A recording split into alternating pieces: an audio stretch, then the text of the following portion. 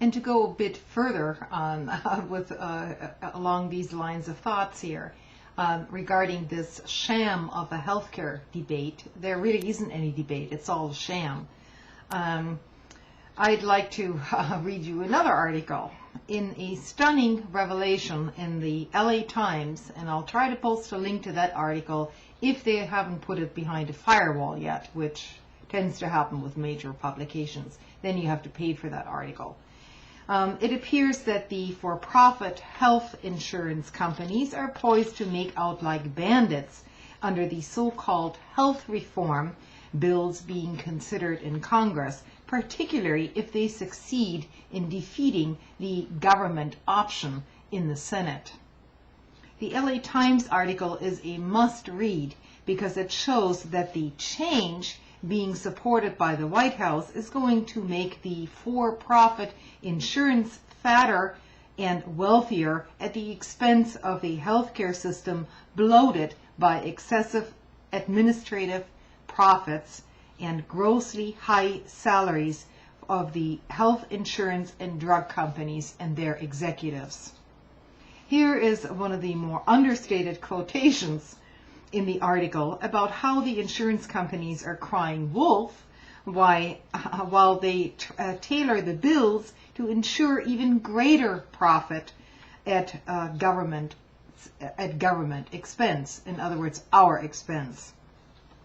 The insurers are going to do quite well, said Linda Blumberg, a health policy analyst at the nonpartisan Urban Institute. They're going to have this very stable pool. They're going to have people getting subsidies to help them buy coverage, and they will be paid the full costs of the benefits that they provide, plus administrative costs. Particularly concerning is that Tom Daschle has emerged, according to the mainstream press, as Obama's key go-to guy for mediating between the Gang of Six in the Senate, led by Max, where are my K Street campaign contributions from the insurance companies and Big Pharma Bacchus, and the insurance companies. Daschle was almost a Secretary of Health and Human Services until he ran into some lobbying reporting problems involving a free chauffeured car. But the biggest concern anyone worried about lowering healthcare costs should have been is Daschle's history as a lobbyist for the for-profit insurance health industry.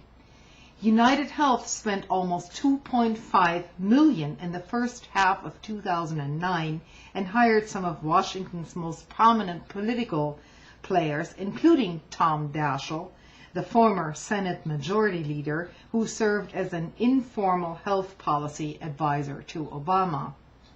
So the Obama administration, which was elected on the promise of shaking up Washington, has an ultimate Washington insider giving our tax dollars and running up the cost of health care to benefit for-profit insurers. Tom Daschle is bearing everything but frankincense and myrrh to big business and the insurance industry. These are bad deals for consumers, said Robert Hunter, a former Texas insurance commissioner who works for the Consumer Federation of America. Meanwhile, companies would probably see a huge benefit by providing less insurance per premium. It would be quite a windfall. Wendell Potter, a former executive at Cigna Insurance Company, who has become an industry whistleblower. That's some chunk of change lavished on Republicans, Blue Dogs, and revolving door lobbyists Tom Daschle, who was a centrist lapdog to the GOP when he served as majority leader because of a concern that he was perceived to be too liberal. But Daschle is back fixing things up for his K Street, Wall Street buddies.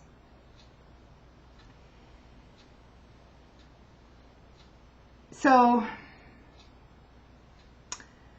the change that Obama promised is really just more of the same on steroids.